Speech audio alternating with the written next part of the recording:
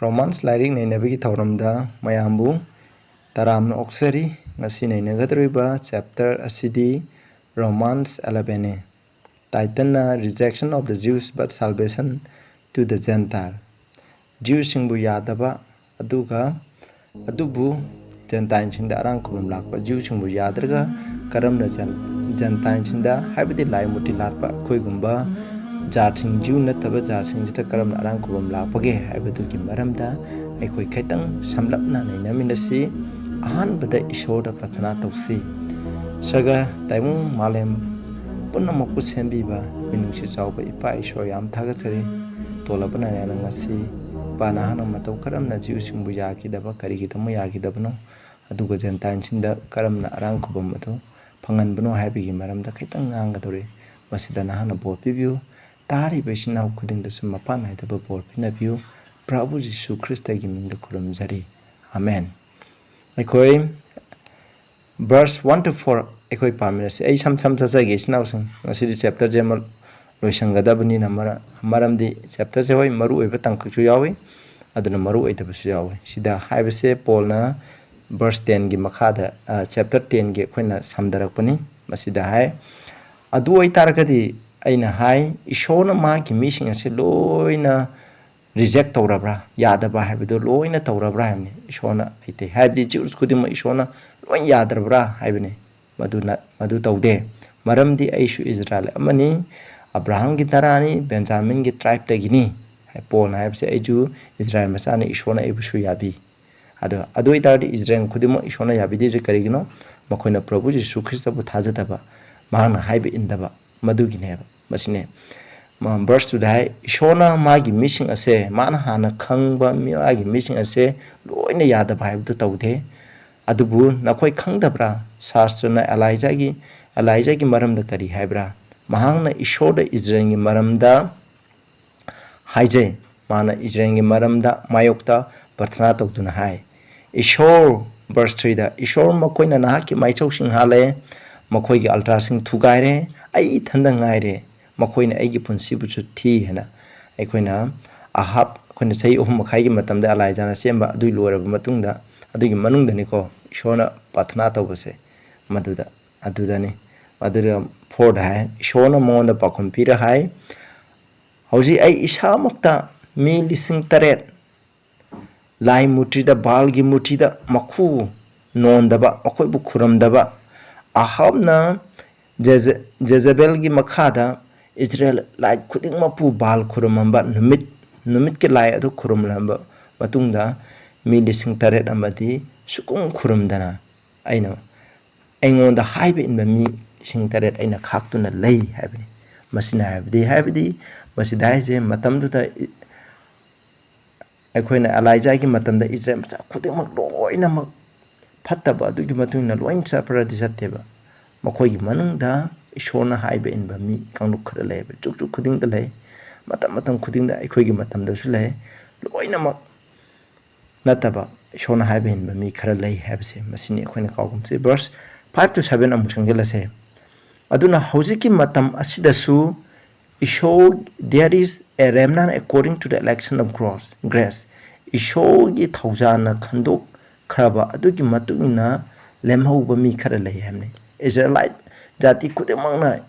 Ishor Prabhu Jesu Christa Buloina Taza Brahavi Tazade Makoi na Prabhu Jesu Costa Pantino Hali Adubu Makoi Madumanung the Kujo Karal Lema Ubakara Ishor the Haibe in Ba Masingam the Bami Kanuk Amalayamne Masikaragi Mapun Matunero Tausangi Matuna never. If by grace then it is no more work Masi Tabaki Nateva Tabak Habidi Aina Pavatauraga Aina Yatanga Aga Tenkamame Aga Masi Tauzan Pangani Habinate, Yatanga, Tenkamanga, ceremony, Laga, Pangadabinate, Tauzan, Hypacity, Masikanagi Mapana Pangani, Masidi, when a remnant has shown up in the Kanai Mapana Pangani, Prabhu Jesu Christ on Tazapase, Masigne, Hoylung up with the Kali Tamni, Hibinate, Prabhu the Tazaraga, Prabuna equated like a lunga Kadavne, Madunico Tauzan Abne.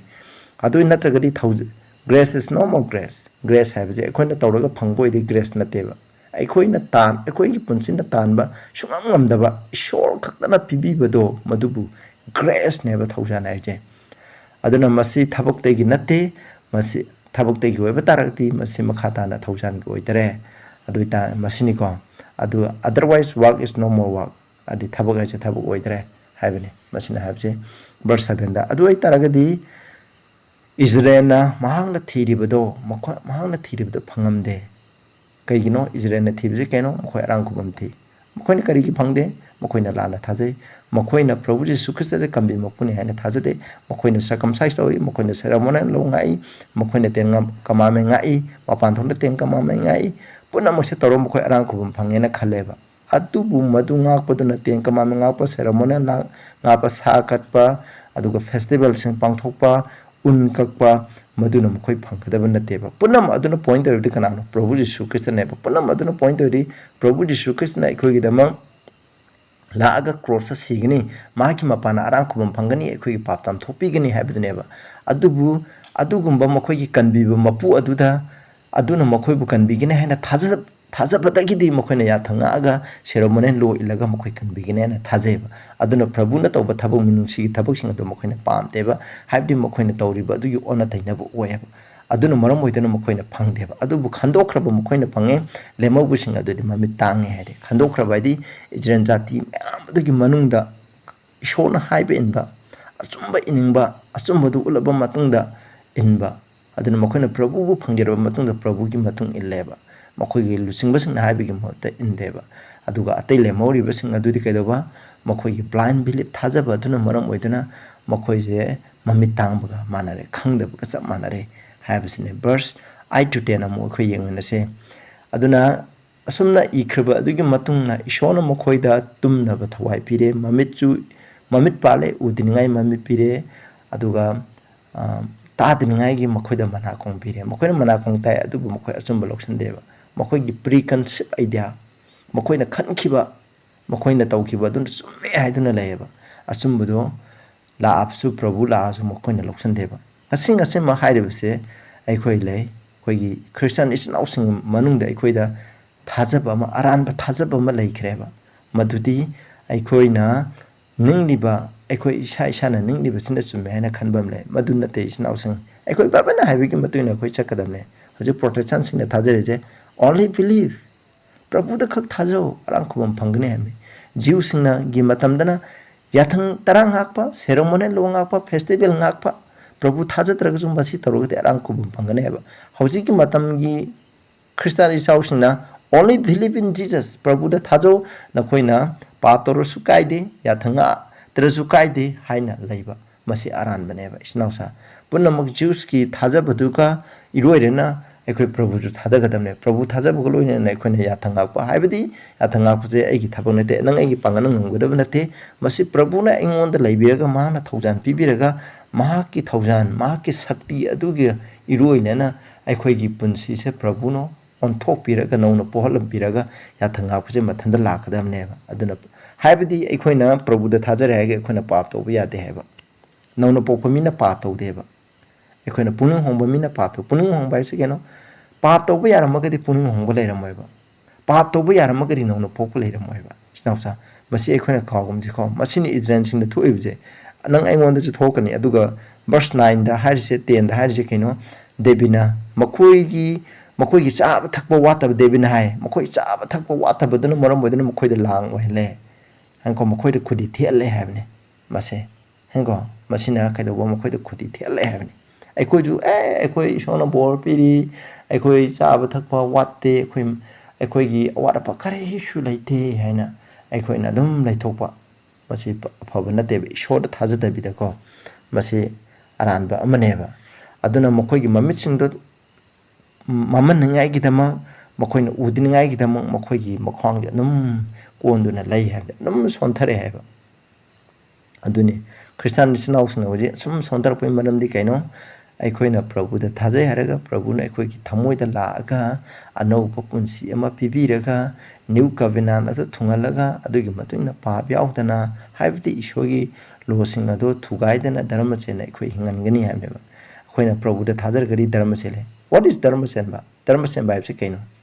dharma senba ibdi pap tawda bani pap tawda ibdi ishogi wain da tang thugaida bani ꯑꯩꯈꯣꯏꯅ ꯄ꯭ꯔꯚꯨꯗ ꯊꯥꯖꯔꯒꯗꯤ ꯃꯁꯤꯒꯤ ꯊꯕꯛꯁꯤꯡ ꯑꯁꯦ ꯃꯥꯒꯤ ꯁꯛꯇꯤꯒ ꯂꯣꯏꯅꯅ ꯄꯨꯝꯅꯃꯛꯁꯦ ꯑꯣꯏꯔꯛꯀꯗꯕꯅꯦꯕ ꯑꯩꯈꯣꯏꯅ ꯙꯔꯃ ꯆꯦꯜꯂꯦ ꯍꯥꯏꯔꯒ ꯑꯩꯈꯣꯏꯅ ꯃꯤ ꯍꯥꯠꯄ ꯂꯩꯔꯕ ꯂꯥꯏ ꯃꯨꯔꯇꯤ ꯈꯨꯔꯨꯝꯃꯕ ꯀ꯭ꯔꯤꯁꯅ ꯈꯨꯔꯨꯝꯕꯗ ꯑꯩꯈꯣꯏ ꯙꯔꯃ ꯆꯦꯟꯕ ꯀꯧꯕ ꯅꯠꯇꯦ ꯍꯥꯏꯕꯁꯦ ꯑꯩꯈꯣꯏꯅ ꯀꯥꯎꯒꯨꯝꯁꯤ ꯑꯗꯨ ꯚꯔꯁ 11 to 13 ꯑꯩꯈꯣꯏ ꯑꯃꯨꯛ ꯌꯦꯡꯃꯤꯟꯅꯁꯦ ꯑꯩꯅ ꯑꯗꯨ ꯑꯣꯏꯔꯗꯤ ꯑꯩꯅ ꯍꯥꯏ ꯃꯈꯣꯏ ꯂꯣꯏꯅ ꯈꯨꯗꯤ ꯊꯤꯔꯕ꯭ꯔꯥ ꯍꯥꯏꯕꯅꯤ ꯃꯈꯣꯏ ꯂꯣꯏꯅ ꯇꯨꯅꯤꯡꯉꯥꯏꯒꯤꯗꯃꯛ ꯏꯁꯣꯔꯅ ꯃꯈꯣꯏ ꯂꯣꯏ ꯈꯨꯗꯤ ꯊꯤꯍꯟꯈ꯭ꯔꯕ꯭ꯔꯥ ꯏꯁꯔꯥꯏꯜ ꯈꯨꯗꯤꯡꯃꯛꯁꯦ ꯇꯨꯅꯤꯡꯉꯥꯏꯒꯤꯗꯃꯛ ꯂꯣꯏꯅ ꯈꯨꯗꯤ ꯊꯤꯍꯟꯕ꯭ꯔꯥ ꯍꯥꯏꯕꯅꯤ ꯏꯁꯣꯔꯅ ꯌꯥꯗꯦ ꯏꯁꯣꯔꯅ ꯃꯣꯏꯁꯦ ꯂꯣꯏ ꯈꯨꯗꯤ ꯊꯤꯍꯟꯅꯤꯡꯉꯥꯏ ꯇꯧꯕ ꯅꯠꯇꯦ ꯑꯗꯨꯕꯨ ꯃꯈꯣꯏꯒꯤ ꯇꯨꯕ ꯑꯗꯨꯅ ꯃꯈꯣꯏꯅ ꯏꯁꯣꯔꯕꯨ ꯌꯥꯗꯕ ꯃꯈꯣꯏꯅ ꯏꯁꯣꯔꯕꯨ ꯔꯤꯖꯦꯛ ꯇꯧ ꯄ꯭ꯔꯚꯨ ꯖꯤꯁꯨ ꯈ꯭ꯔꯤꯁꯇꯕꯨ ꯂꯧꯁꯟꯗꯕ ꯑꯗꯨꯅ ꯃꯈꯣꯏꯅ ꯄꯥꯞ ꯇꯧꯕ ꯑꯗꯨꯒꯤ ꯃꯄꯥꯅ ꯀꯩꯗꯧꯕ ꯑꯔꯥꯡꯈꯨꯕꯝꯁꯦ ꯖ꯭ꯌꯨꯁ ꯅꯠꯇꯕ ꯖꯥꯇꯤꯁꯤꯡꯗ ꯂꯥꯏ ꯃꯨꯔꯇꯤ ꯂꯥꯠꯄ ꯖꯥꯇꯤꯁꯤꯡꯗ ꯑꯗꯨꯕꯨ ꯀꯔꯝꯕ ꯖꯥꯇꯤꯁꯤꯡ ꯏꯁꯣꯔꯕꯨ ꯊꯥꯖꯕ ꯄ꯭ꯔꯚꯨꯕꯨ ꯊꯥꯖꯕ ꯖꯥꯠꯁꯤꯡ ꯑꯗꯨꯗ ꯂꯥꯛꯈꯔꯦ ꯍꯥꯏꯕꯅꯦ ꯀꯔꯤꯒꯤꯗꯃꯛ ꯏꯁꯣꯔꯅ ꯍꯥꯏꯔꯤꯕꯁꯦ ꯖ꯭ꯌꯨꯁꯤꯡꯅ ꯇꯨꯔꯒ ꯖꯦꯟꯇꯥꯏꯜ ꯇꯔꯥꯈꯨꯝ ꯂꯥꯛꯍꯟꯕꯅ ꯍꯥꯏꯕꯗꯤ ꯖꯦꯟꯇꯥꯏꯜꯁꯤꯅ ꯑꯃꯨꯛ ꯃꯈꯣꯏ ꯊꯥꯖꯔꯒ ꯑꯔꯥꯡꯈꯨꯕꯝ ꯐꯪꯕꯗꯨ ꯎꯕ ꯃꯇꯝꯗ ꯃꯈꯣꯏꯒꯤ ꯄꯨꯟꯁꯤ ꯃꯍꯤꯡ ꯍꯣꯡꯕꯗꯨ ꯎꯕ ꯃꯇꯝꯗ ꯖ꯭ꯌꯨꯁꯤꯡꯗꯣ ꯀꯠꯂꯛꯅꯤꯡꯉꯥꯏꯅꯦꯕ ꯀꯠꯂꯒ ꯑꯃꯨꯛ ꯃꯈꯣꯏꯗ ꯑꯃꯨꯛ ꯃꯈꯣꯏꯅ ꯖꯦꯟꯇꯥꯏꯜꯁꯤꯅ ꯇꯧꯔꯤꯕ ꯃꯑꯣꯡ ꯑꯗꯨꯗ ꯃꯈꯣꯏ ꯇꯧꯅꯒ ꯑꯔꯥꯡꯈꯨꯕꯝ ꯐꯪꯅꯤꯡꯉꯥꯏꯒꯤꯗꯃꯛ ꯏꯁꯣꯔꯅ ꯃꯗꯨ ꯊꯧꯔꯥꯡ ꯂꯥꯡꯕꯅꯦꯕ ꯏꯆꯤꯟꯅꯥꯎꯁꯤꯡ ꯑꯩꯈꯣꯏꯅ ꯀꯥꯎꯒꯨꯝꯁꯤꯀꯣ ꯖ꯭ꯌꯨꯁꯤꯡꯅ ꯏꯁꯣꯔꯅ ꯍꯥꯏꯕ ꯏꯟꯗꯕ ꯃꯉꯛꯀꯟꯕ ꯑꯗꯨꯒꯤ ꯃꯄꯥꯅ ꯀꯩꯗꯧꯕ ꯃꯈꯣꯏꯒꯤ ꯍꯥꯏꯕ ꯏꯟꯗꯕꯗꯨ ꯎꯔꯀꯥꯟꯗ ꯖꯦꯟꯇꯥꯏꯜꯁꯤꯅꯀꯣ ꯃꯈꯣꯏꯗ ꯏꯁꯣꯔꯅ ꯍꯥꯏꯕ ꯄ꯭ꯔꯚꯨꯗ ꯊꯥꯖꯕꯗꯣ ꯂꯥꯛꯈꯤꯕ ꯑꯗꯨꯃꯥꯏꯅ ꯇꯧꯗꯅ ꯑꯩꯈꯣꯏꯁꯨ ꯀꯔꯤꯒꯤꯗꯃꯛꯅꯣ ꯖꯦꯟꯇꯥꯏꯜꯁꯤꯅ ꯑꯐꯕ ꯂꯝꯆꯠ ꯁꯥꯖꯠ चलगा प्रभुना हाइबदो इलगा अफब पुंसी महिं चलगा मखोइन अरांखुबम फंगबदो उबो मतन मखोइजु कलंगनिंगाई गिदम नि हैबजे मसिने हैब मसिने सिदे है मखोइगी तुब असना जीव सिंबु जादब मखोइन तुब असना पृथ्वी असिदे इना खुनबो ओइरप तारे इना खुनबा हैतारदि जीव सिंग अदो मखोइन तुरे ईश्वर यादब मी अमा ओइरे अदुना मरम ओइदना पृथ्वी जे इना खुनबा हैबदि पृथ्वीदा अतोप लैरिबा मीसिंग असना प्रभुबु थाजबदा प्रभुना हाइबे इनबदे इना खुले खुलक ओइतार ओइरगदी हैमने अदुगा मखोइबु जीवसिंग असे मसिंग हंथबना मरम ओइदना मखोइबु मांगबसिना मरम ओइदना जेंटाइनसिने इना खुनबो ओइता ओइरे अदु ओइतारगदी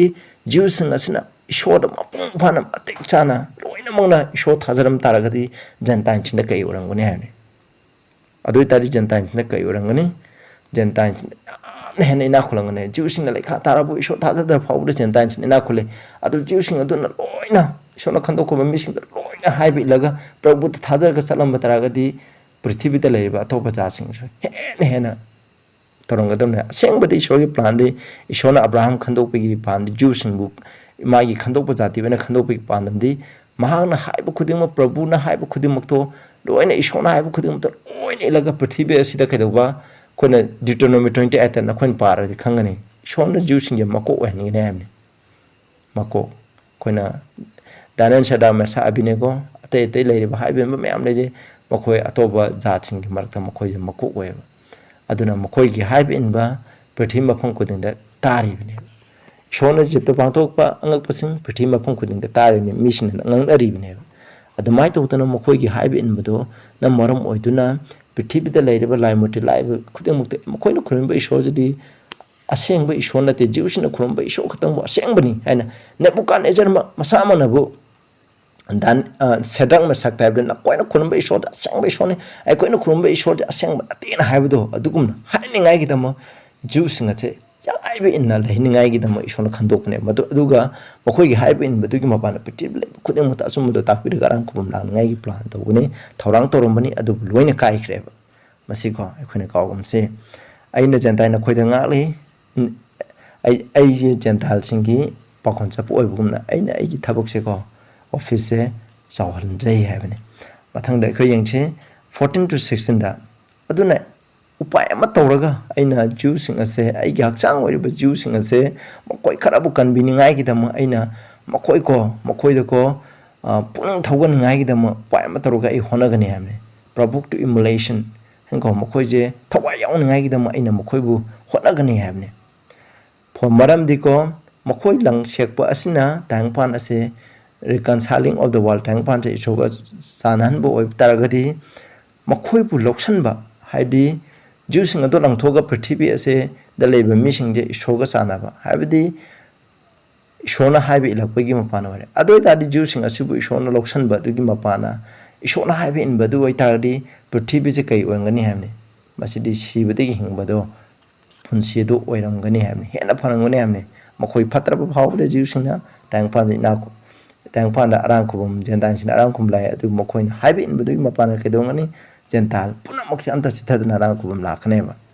ꯑꯗꯨꯅ 16ꯗ ꯍꯥꯏꯖꯩ ꯑꯗꯨꯅ ꯐꯥꯔꯁ ꯐ꯭ꯔꯨꯏꯠꯇꯗꯤ ꯑꯍꯥꯟꯕ ꯄꯥꯝꯕ ꯃꯍꯩꯁꯤꯡ ꯑꯗꯨ ꯁꯦꯡꯕ ꯇꯥꯔꯗꯤ ꯄꯥꯝꯕꯤ ꯑꯗꯨꯁꯨ ꯁꯦꯡꯒꯅꯦꯕ ꯑꯗꯨꯅ ꯁꯤꯗ if the root be holy ꯑꯗꯨꯒ ꯃꯔꯥꯗꯣ ꯁꯦꯡꯕ ꯇꯥꯔꯒꯗꯤ ꯃꯁꯥꯁꯤꯡꯗꯨꯁꯨ ꯁꯦꯡꯒꯅꯦꯕ ꯃꯁꯤꯅꯤ ꯑꯗꯨꯅ ꯖꯤꯎꯁꯤꯡ ꯍꯥꯏꯕ ꯖꯥꯇꯤꯗꯣ ꯏꯁꯣꯔꯅ ꯈꯟꯗꯣꯛꯄꯁꯤꯡꯗꯣ ꯃꯈꯣꯏ ꯁꯦꯡꯍꯟꯕ ꯇꯥꯔꯒꯗꯤ ꯂꯣꯏꯅ ꯄ꯭ꯔꯤꯊꯤꯕꯤꯗ ꯂꯩꯔꯤꯕ ꯈꯨꯗꯤꯡꯃꯛꯁꯦ ꯁꯦꯡꯍꯟꯒꯗꯕꯅꯦꯕ ꯑꯗꯨ ꯃꯈꯣꯏ ꯁꯦꯡꯗꯕꯗꯨꯅ ꯃꯔꯝ ꯑꯣꯏꯗꯨꯅ ꯀꯩꯗꯧꯕ ꯄ꯭ꯔꯤꯊꯤꯕꯤꯁꯦ ꯂꯣꯏꯅ ꯁꯦꯡꯕ ꯉꯝꯗꯦꯕ ꯏꯆꯤꯟꯅꯥꯎꯁꯤꯡ ꯃꯁꯤꯅꯤ ꯅꯪ ꯑꯩ ꯁꯦꯡꯕꯗꯒꯤ ꯃꯄꯥꯟꯅ ꯑꯩꯈꯣꯏꯒꯤ ꯆꯔꯆ ꯈꯨꯗꯤꯡꯁꯦ ꯑꯩꯈꯣꯏ ꯁꯦꯡꯅꯤꯡꯉꯥꯏꯒꯤꯗꯃꯛ ꯍꯣꯠꯅꯁꯤ ꯍꯥꯏꯕꯁꯦ ꯑꯩꯅ ꯃꯌꯥꯝꯗ ꯑꯥꯄꯤꯜ ꯇꯧꯖꯔꯤ ꯑꯗꯨꯅ 17 to 21 ꯑꯃꯨꯛ ꯆꯠꯂꯁꯦ ꯑꯗꯨꯒ ꯃꯁꯤꯅ 17 to 21ꯗ ꯁꯤꯗ ꯍꯥꯏꯔꯤꯕꯁꯦ ꯏꯁꯣꯔꯅ ꯄꯦꯔꯦꯕꯜ ꯑꯣꯏꯅ ꯄꯤꯕꯅꯤꯀꯣ ꯄꯥꯟꯗꯝ ꯑꯣꯏꯅ ꯇꯥꯛꯄꯅꯤ ꯍꯥꯏꯕꯗꯤ ꯖ꯭ꯌꯨꯁ ꯖꯥꯇꯤ ꯑꯁꯦ ꯑꯐꯕ ꯑꯣꯂꯤꯞ ꯄꯥꯝꯕꯤ ꯃꯁꯥ 19 ꯄꯥꯝꯕꯗꯨꯒ ꯆꯥꯡꯗꯝꯅꯩꯕ ꯑꯗꯨꯕꯨ ꯍꯥꯏꯔꯤꯕ ꯃꯁꯥ 19ꯒꯤ ꯃꯅꯨꯡꯗ ꯈꯔꯗꯤ ꯇꯦꯛꯈ꯭ꯔꯦ ꯈꯔ ꯇꯦꯛꯈ꯭ꯔꯦ ꯍꯥꯏꯕꯗꯤ ꯗꯥꯟꯒꯨꯝꯕ ꯏꯐ꯭ꯔꯦꯟꯒꯨꯝꯕ ꯏꯁꯣꯔ ꯊꯥꯖꯗꯕ ꯑꯥꯏꯗꯣꯂꯦꯇ꯭ꯔꯤ ꯑꯣꯏꯕꯁꯤꯡꯗꯣ ꯏꯁꯣꯔꯒꯤ ꯈꯟꯗꯣꯛꯈ꯭ꯔꯕ ꯇ꯭ꯔꯥꯏꯕ 23ꯒꯤ ꯃꯅꯨꯡꯗ ꯀꯛꯊꯠꯈ꯭ꯔꯦꯕ ꯑꯗꯨꯒ ꯃꯈꯣꯏꯒꯤ ꯃꯍꯨꯠꯇ ꯖꯦꯟꯇꯥꯏꯜꯁꯤꯡ ꯍꯥꯏꯗꯤ ꯑꯩꯈꯣꯏꯅ ꯏꯁꯣꯔ ꯊꯥꯖꯕ ꯖꯦꯟꯇꯥꯏꯜꯁꯤꯡ ꯄ꯭ꯔꯚꯨꯗ ꯊꯥꯖꯔꯕ ꯖꯦꯟꯇꯥꯏꯜꯁꯤꯡ ꯑꯗꯣ ꯃꯈꯣꯏ ꯀꯛꯊꯠꯈ꯭ꯔꯕ ꯑꯗꯨꯗ ꯃꯈꯣꯏꯁꯦ ꯀ꯭ꯔꯥꯞ ꯇꯧꯁꯜꯂꯦꯕ ꯃꯗꯨꯅꯤꯀꯣ ꯃꯗꯨꯒꯤ ꯃꯔꯝꯗ ꯁꯤꯗ ꯍꯥꯏꯕꯅꯦ ꯅꯈꯣꯏ ꯑꯗꯨ ꯑꯣꯏꯇꯥꯔꯒꯁꯨ ꯚꯔꯁ 17ꯗ ꯍꯥꯏꯕꯁꯦ ꯃꯗꯨꯅꯤꯀꯣ ꯑꯗꯨꯅ ꯅꯈꯣꯏꯁꯨ ꯃꯁꯥꯅꯤ boast not against the branches ꯑꯗꯨꯅ nokoi masa oiba nokoina napan tawgunu aduna nangna napan tawba taragadi nang marudo nangonda leite ko haimni aduga nangdi maruna nangbu support tawbani haimni koina kawrodobse haibni ko akoi na maramdi ishona khandokkiba Jews ado ishona hojik Jews ase hojik mo mokoina puning hongduna lakpade hena ishona pame makoi hen loksan ngeba ishona hoi makoi bu generation ama oina jati amana 70 AD da makoi loikhre aduma pu Jews asigi manungdagi hojik makoina prabhu bu thajaraga loksalakpa se ishona ena pame ba makoina na ishona hana khandokramnina verse 19 da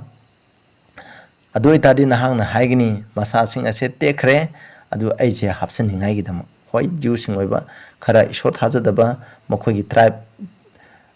train thoi du gi manungda khara amna thajadre thajadabra mram moidana ishona haibdu satramna mukoi kalthat kre adugi mohta mukoi gi atopa masa ajimu crap tokseleba mukoi da napsalleba masini ko aduna mukoi na thajadabduna maram oiduna na khoije thajabadagi mapana lepe gentile oiba ikhoina aduna matuda hapsangare aduna khoida yamna naphan toba phawgunu haim masini ko ishona mahuksaigi masai oiba masasing adu phawba kan bidragadi aduna hengo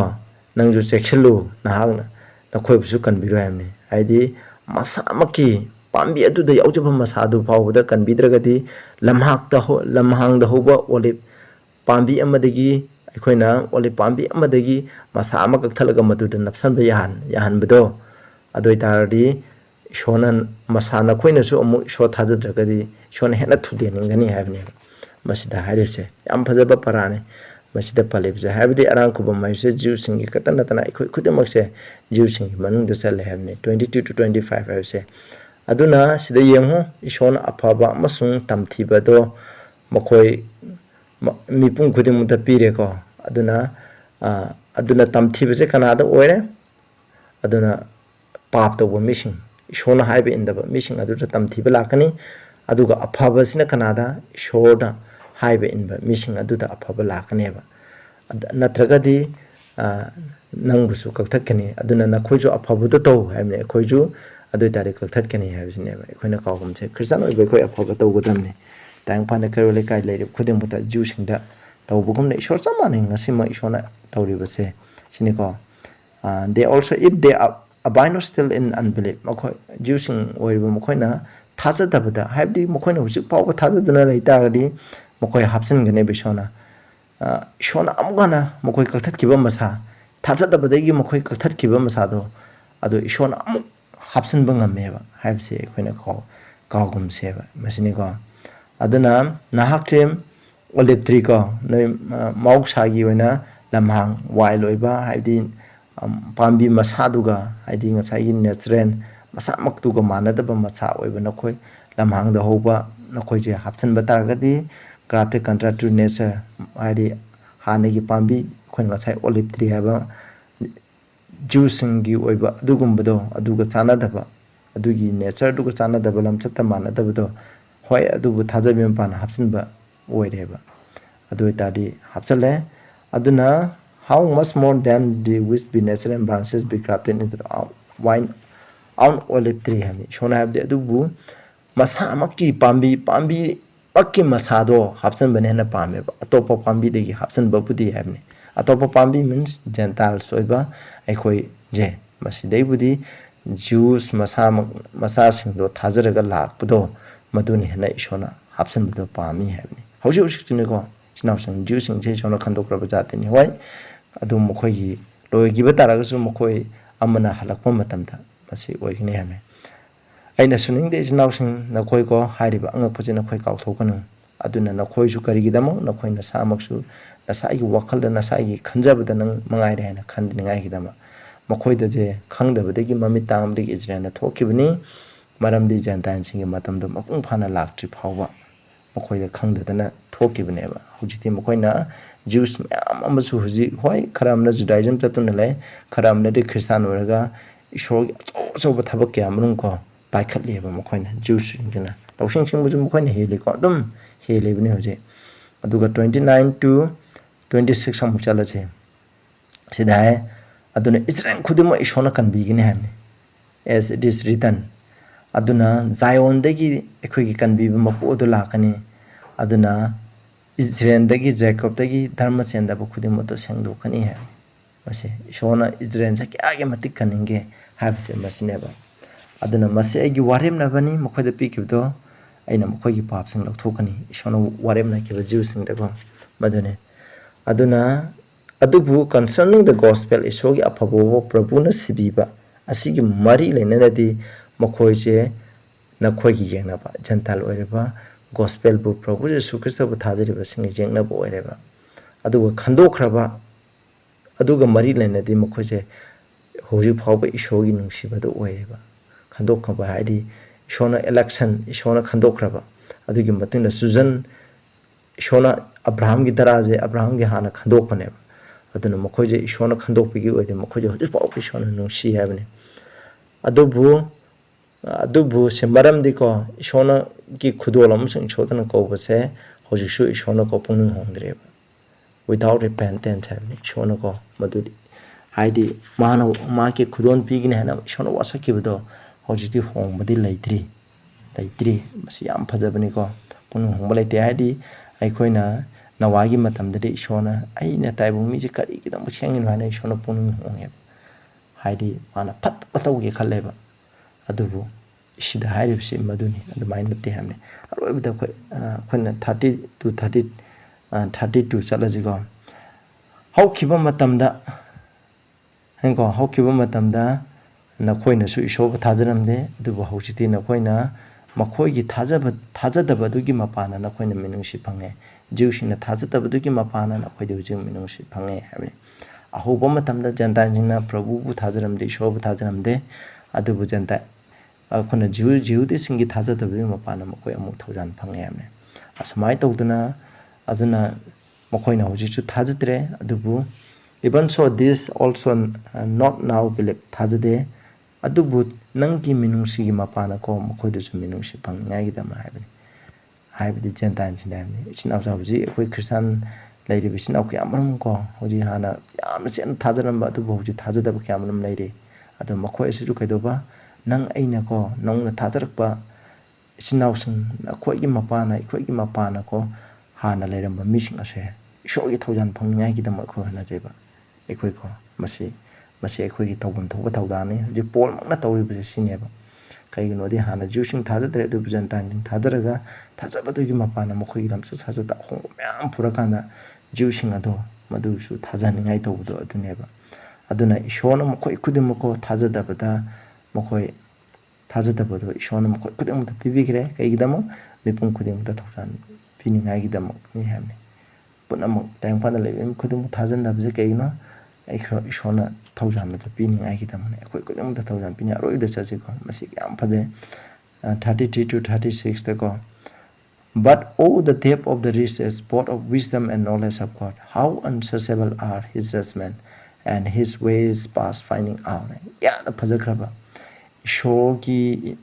ꯀꯣ ꯏꯅꯥꯛ ꯈꯨꯟꯕ ꯍꯥꯏꯗꯤ ꯂꯧꯁꯤꯡꯗ ꯒ꯭ꯌꯥꯟꯗ ꯏꯁꯣꯔꯒꯤ ꯏꯅꯥꯛ ꯈꯨꯟꯕꯁꯦ ꯑꯩꯈꯣꯏꯅ ꯀꯌꯥꯗ ꯂꯨꯈ꯭ꯔꯕ ꯃꯁꯤ ꯑꯩꯈꯣꯏꯅ ꯐꯪꯕ ꯉꯝꯃꯔꯣꯏꯗꯕꯅꯤ ꯃꯤꯁꯤꯡ ꯑꯃꯗꯤ ꯍꯥꯏꯀꯣ ꯍꯧꯖꯤꯛ ꯃꯇꯝꯗ ꯏꯚꯣꯂꯨꯁꯟ ꯊꯤꯑꯣꯔꯤꯅꯗꯤ ꯁꯦꯝꯕꯤꯕ ꯑꯃ ꯂꯩꯔꯗꯤ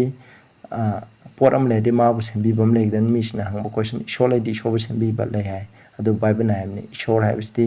ꯃꯥꯒꯤ ꯂꯧꯁꯤꯡ ꯑꯗꯨꯒ ꯃꯥꯒꯤ ꯒ꯭ꯌꯥꯟ ꯑꯁꯤꯗꯤ ꯊꯤꯔꯤꯉꯩ ꯂꯣꯏꯕ ꯅꯥꯏꯗꯦ ꯍꯥꯏꯕꯅꯤ ꯑꯩꯈꯣꯏꯅ ꯃꯥꯒꯤ ꯋꯥꯌꯦꯟ ꯑꯆꯨꯝꯕ ꯋꯥꯌꯦꯟ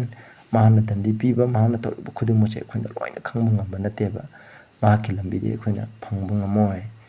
For who had known the mind of Lord? Kanana Ishogi puning asi khangi.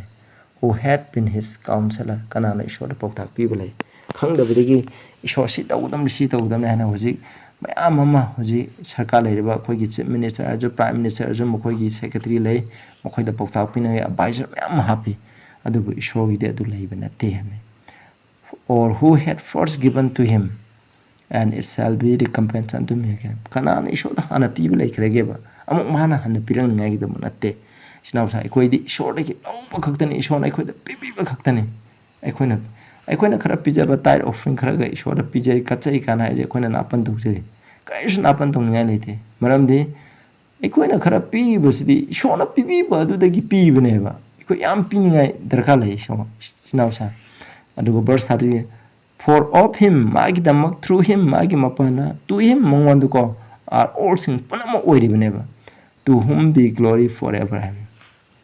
Aduna koina layribu khudimo ekoina hingbusu Prabhu mangondagini maki mapanani mangondani ekoina hingadabse punamakse masi kaun of him through him to him habse punamakse magi mapanani habse kaugum sisnausa aduna sigdi sidalosilage ngasigi Romans 11 jidagi ekoina chamchamna ekoina tambayaba paradi kaino Jew singdo yadabaki mapana arankhubam gi blessing ado Gentiles in the life. Karigidamo lamano amuk Gentiles gi na tawriba mayam to ahomba mayam do uraga Jews sing asibu kan biningai gi damaktaneba. Hanko isnaw sing Jews gi olive tree ga changdane olive tree have the Jew masa trying to pam koi do thaja da khara de masa khara kaktat ki ba du gi mohot sinaba lamna tawbo olive have the ekhoi Gentile oi ba ekhoi je madu da hapsan bane masini ko aduna makoi da punamak se masini aduna Jews-na Ishor ki arankhubam phangde maramdi mokoina Prabhu bu thajate mokoina ceremony lo ngai mokoina tengka mame ngai mokoina maun kae lupa singi un kae adubu mokoina arankhubam phangde maramdi Prabhu da thajade ba aduga ekoina arankhubam ajidu Prabhu da thajabigi mapana koina wa mi mo oiraga shoya thanga pa mi mo oira kadabne basini habise basine ba aduga aroibada Ishorgi maramda Ishorgi kya lawsangi maramda ekoina thiraga khangba ngamoy mana tawribu khudimase ekoina tawba ngamoy ekoina phangba hingba chaba thakba kudam mongonda yingakani habsini darbiba mayam ishona bopi bo ishno prathna dawse pa isho yam thaga sare ekoina hoje khangkraba aduga ekoina Jews-na yadapim pana Gentile oiriba ekoida arankhubam lakhibani habse ekoina kawto Bigan ipa adu pretty bitale ba Christian khudim musu kan bigata banate mako asigi manungde kujo khara khata na haiba nangonda thajatuna aduga haiba inba mi